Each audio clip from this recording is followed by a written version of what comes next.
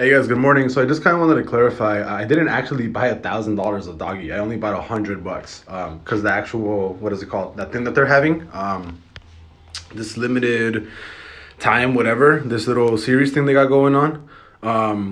It actually you only need to buy $100 of this. So I only bought $100. I mean, I really only did $100. So I mean, I went from Doggy Coin. I basically bought $100, and then that's kind of it, really. See, you guys can see there, $103. I bought like $5, $110, and then they charge me like a $3 fee or something. So if I buy another $110,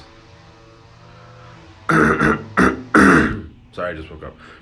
Yeah, so the fee is $3, which I don't. I mean, I don't really care, especially if you like dog. I mean, if you like doggy, I still like doggy, but the fee's not that bad, I guess.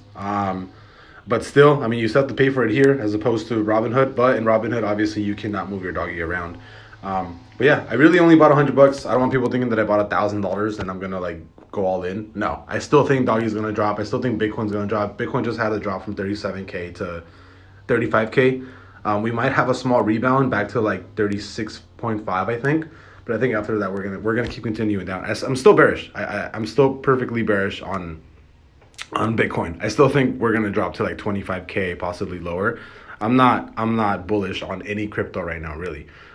There's moves up and down, and you guys can probably see, I mean, I'll probably trade like in my Forex account.